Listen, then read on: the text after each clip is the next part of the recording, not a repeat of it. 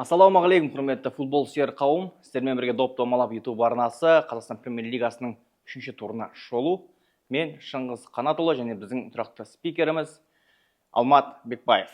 Сәлем достар.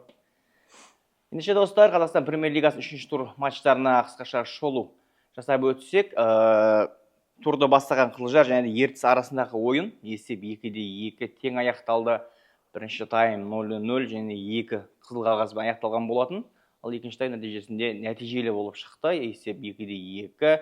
Алма кезек голдар. Ертіс Ордабасымен ойында соңғы минутта пенальти жіберіп таразбас теңесті. Бұл жерде Ертіс енді өзі соңғы минуттарда Мирас Тұрлыбек пенальтиден гол соғып, қонақта бір ұпайға қол жеткізіп, 2-2 есебімен қос команда тарқасты.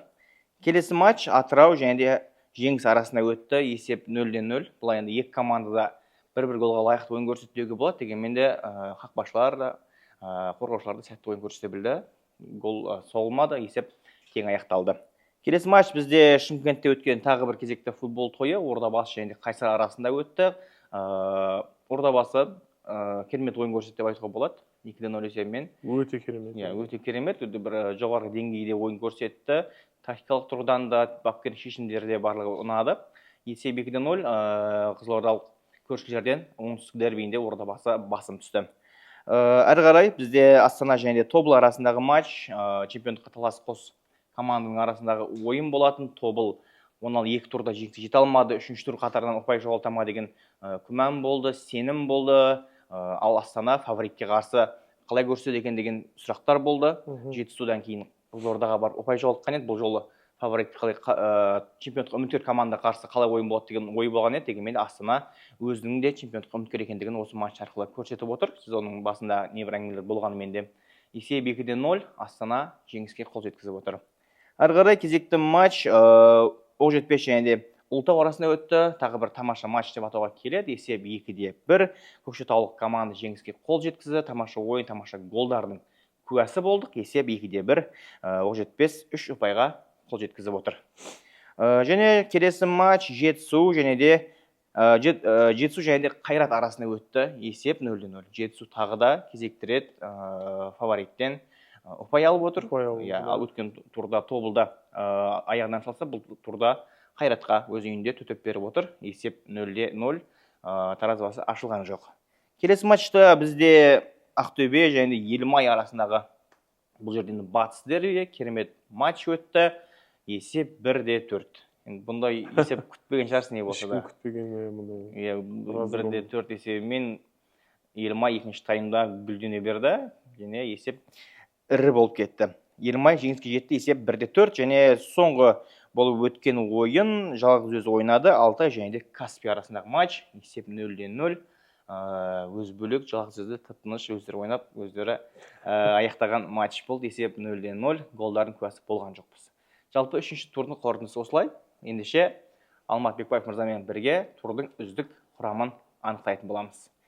Ендеше қақпашыларға кезек беретін болсақ, үміткер қақпашылар Жетісу қақпашысы Сикач және де тағы да Қайсар Салайдин. Рейтингтеріне келетін болсақ, Сикачта 8-8, Салайдинде 8-9, сейфтер бойынша Сикачта 7-10, әуелек талас бойынша 1-2 Салайдиннің пайдасына. Қарсыластың XG алатын болсақ, Сикачтың қарсыласы Қайрат командасы 0.68 XG көрсетсе, ал енді Ордабасы Салайдинге қарсы ойында 3-16 XG көрсеткен. Жіберген голдар бойынша Сикач құрғақ ойын өткізсе, ал Салайдин 2 гол жіберген. Бірақ енді XG-мен салыстырғанда Салайдин бұл жерде нәтижесі жоғары болып тұр. 2 гол жіберді деп айыптамасақ әрине. Енді статистика осылай сөйлеп тұр. Өзіңіздің пікіріңіз? Осы Қайрат пен Жетісудің матчын көрдім. Сикач жақсы ойын көрсетті. Осы бір очконы алуына себепкер болды деп ойлаймын. Сол үшін Салайдин өткен 2 гол жіберді. Оны енді лучше деп санай алмаймыз да. 2 гол жіберді. 1 гол жіберсе мейлі. Бірақ Сикач 0-ге ойнағаннан кейін Сикач болсын. Керемет, тамаша шешім. Басқа қақпашылар туралы енді Алмат ағаның атын ешкім білмес. Сондықтан да 3-ші турдың қорытындысы бойынша үздік қақпашы позициясына Сикач жайғасатын болады. Тамаша, әрмен қарай жалғастырамыз. Қорғаушылар. Бұл жерде үміткерлер Хвалько және де Паевич, атыраулық және де атыраулық және де жетісу сапында ойнаған, осы турда 0-ге өткізген команданың қорғаушылары. Жеке статистикалар бойынша Хвалькода 7-8, Паевичте 7-6, екеуі шамалас. Доп тартып алу бойынша 0-3 Паевичтің пайдасына, 7-5 допты айыблардан шығару бойынша Хвалько басымды көрсетілген, және әуедегі талас бойынша Хвалькода 10 рет талас 5-ді жеңіске жетсе, ал Паевич 8-де де жеңіске жеткен әуедегі таласта. Және пас дәлдігі бойынша Хвалькода 78%, ал Паевичте 81% көрсетіп отыр. Мен ойымша бұл жерде дәлдік пасы сәл жоғары болып тұрса да, әуедегі талас 8-ден 8 ұтқаны үшін Паевич қойығы. Тамаша, керемет шешім. Паевич рейтингісі 7-6 үздік құрамға енетін болады, қос орталық қорғаушының біріне жайғасады. Әрмен қарай жалғастырамыз. Енді кезекте тағы бір орталық қос қорғаушы, бұған дейін бізде тізімде болған ойыншылар Әлібек Қасым Астана сапынан және Жеңіс сапынан Тевзадзе.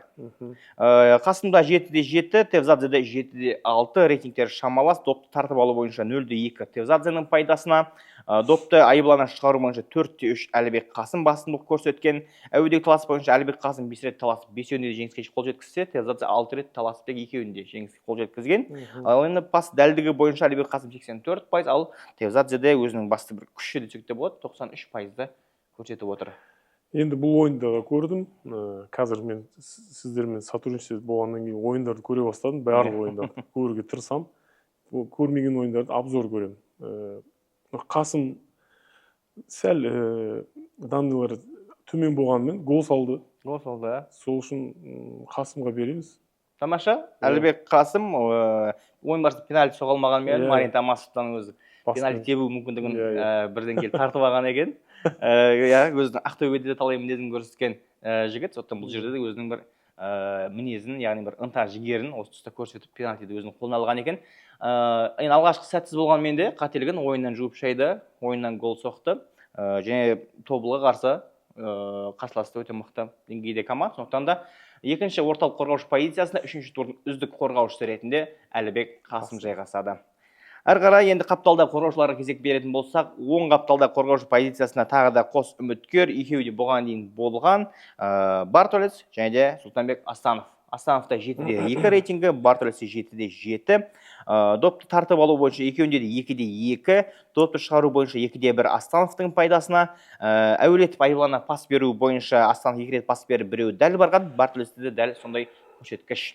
Ал дриблингтері бойынша Астанов 2 рет алдасып, екеуінде сәтті орындаса, Бартолец 1 рет дриблингке түскен және оны сәтті орындаған. Рейтингтері бойынша бірақ Астановта 7-2, Бартолецте 7-7-ні көрсетіп отыр. Шешім өзіңізге. Енді осы ең үздік крайний защиттер болса, осы турдың біздің Астановқа берейік, ордабасының шымкенттік жігітке. Сұлтан. Ал, керемет шешім, құтты болсын. Сұлтанбек Астанов үшінші турдың үздік 10 қаптал қорғаушысы позициясына жайғасады. Әрмен қарай, бізде енді сол қапталда қорғаушылар, бұл жерде де тағы бір шымкенттік жігіт үміткер Никола Антич ордабасы сапынан рейтингісі 8-1 және де Сергей Кейлер 7-7 рейтингісімен қос үміткеріміз түсіп отыр. Допты тартып алу бойынша 2-0 Античтің пайдасына, допты шығару бойынша 1-2 Кейлер қорғанысы сәтті ойнаған. Әулет айылана берілген пастар бойынша Антич 4 рет асырып 2 рет сәтті пас берсе, ал енді Кейлер 10 рет айылан пас асырды, 5-еуі дәл барды, бір шамамен 3-4 маңызды пас болды. Оның пастан кейін қақпаға бағытталған соққылар. Соқтан енді бір деңгейлес шамалас ойын болды деп айтуға келетін шығар. Бірақ Антич гол соғып, ордабасының жеңісін одан соң еселей түсті. Сондықтан да бұның да үлкен рөл ойнайтыны анық. Енді шешім өзіңізде Антич немесе Кейлер. Бұл жерде бұл ойында да көрдім, стадионға барып көрдім, ордабасы өте тамаша ойын көрсетті. Античтің голы өте тамаша, жойқын соққы болды. Осы голды да ең үздік гол деп санауға да болады, осы турдың, соңғы турдың. Сол үшін Антич бұл жерде. Тамаша, Антич гол соқты, рейтингісі де жоғары болып тұр. Сол қапталдағы үздік қорғаушы үшінші турдың нәтижесі бойынша Никола Антич. Тамаша, қорғаушыларды, қақпашыларды жасақтап болдық. Енді жартылай қорғанысына өтеміз. Екі орталық жартылай қорғаушы позициясын үміткер. Алғашқысы Краишник Қызылжар сапынан және де Оксанен, Қайраттың жаңа ойыншысы. Жеке рейтингтері бойынша Краешникте 7-де 5, Оксенде 7-де 9. Қорғаныста жұмыстары бойынша допты тартып алу 0-де 3 Оксененің пайдасына. Маңызды пастары бойынша Краешникте 5, ал енді Оксенде 2. Пас дәлдігі Краешникте 77% болса, Оксенде 94% көрсетіп отыр. Ал дриблингтер бойынша Краешникте 1-де 1, яғни бір рет алдасып оны сәтті орындаған, ал Оксенде дриблинг көрсеткіші 0 деп тұр. Яғни бұл статистикада Оксеннің сәл қорғанысқа жақын ойнағандығын, артта көбірек пас ойынды жүргізгені көрініп тұр. Краешниктің енді 5 маңызды пасына байқауға болады, оның шабуылға көбірек барғандығын және пас дәлдігі де аз болуының себептерін осы. Олар көбірек енді тәуекелге барады пас кезінде. Краешник қай команда? Қызылжар. Қызылжар жең 2-де 2 ойнады. 2-де 2 ойнады Қызылжар. Жоқ, онда Оксененға беріп көрейік. Бірақ маған өзіме шынымды айтсам, осы ойыншы онша ұнамайды. Бірақ статистикалық данныйлар көрсетіп тұр, жақсы ойын көрсеткен. Рейтингісі бойынша 7-9, Қайраттың жаңа ойыншысы енді чемпионатқа үйреніп жатқан болу керек, енді өзінің деңгейін көрсету керек. Алда чемпиондар лигасы бар деген сияқты. Бұл жігітке де алмашылықтардың үміті көп. Олай болса, орталық жартылай қорғаушы позициясында 3-ші турдың үздігі ретінде жартылай қорғаушы Оксенен жайғасады. Және ары қарай оның қасындағы екінші жартылай қорғаушы кезек беретін болсақ, қос үміткер Башич рейтингісі 7-де 9 және Вакулка 7-де 5. Жеке статистикалар бойынша допты тартып алу қорғаныста жұмыстарынан 1-де 0 Башичтің пайдасына. Маңызды пас бойынша Башичте 0, ал енді Вакулкада 2 маңызды пас бар. Пас дәлдігі шамалас, Башичте 90%, ал енді Вакулкада 87% көрсетіп отыр. Дриблингтер бойынша Башич 3 рет алдасып, 2 рет сәтті қарсыласын алдап өткен, ал енді Вакулкада 1 рет алдасып, біреуін жақсы сәтті орындаған. Енді Вакулкада және ассист бар, Ордабасының алғашқы голына. Таңдау өзіңізде? Бұл жерде енді Вакулканың ойын көрдім, ол да көңілден шықпады, менің ойымша. Басқа ойыншылар жақсы ойнады. Бұл жерде Башичке берейік. Тамаша, Башич тағы да екінші рет біздің үздіктер құрамға кіріп отыр. Астананың жартылай қорғаушысы, 3-ші турдың үздік жартылай қорғаушысы қатарында. Олай болса, кезекті жартылай қорғаушыларды түйіндейтін, яғни шабуылға бейім 10-дық позициясында ойнайтын ойыншыны анықтайтын боламыз. Ол позицияға қос үміткер Бачиверадзе және Исламхан. Бачиверадзаның рейтингісі 7-де 4, Исламхандікі 7-де 6. Маңызды пас бойынша Бачиверадзеде 1, ал енді Исламханда 5 маңызды пас бар. Пас дәлдігі бойынша Бачиверадзеде 79% болса, Исламхан 80%, екеуі шамалас. Ал енді дриблингтер бойынша екеуінде де 2 рет алдасып, екеуінде сәтті өткен. Қақпаға соққылар бойынша Исламхан соққы бағыттамаса, Бачиверадзе 5 рет қақпаға соққы бағыттап, оның екеуін дәл тигізген. Енді бұл жерде кішкене Исламхан жаймен өзін бабына келіп жатыр деп ойлаймын. Қанша травмадан шығып, қанша футболсыз болғаннан кейін жаймен өзінің бабына келіп жатыр. Осы Исламхан ойында бір ассисті бар. Аванспен берейік. Тамаша, Исламхан қайта оралуымен көп жанкелер күтіп жүрген Исламханның деңгейі әлі де ұлттық құрамаға көмек тигізе алады деген сенімдеміз, үміттеміз. Олай болса, үздік 10-дық позициясына Бауыржан Исламхан жайғасатын болады. Керемет, енді шабуылшыларға кезек беретін боламыз. Оң қапталдағы вингер позициясына үміткер қос ойыншы. Бізде тағы да Марин Тамасов рейтингісі 7-де 5 және де Бөрбаев рейтингісі 7-де 6.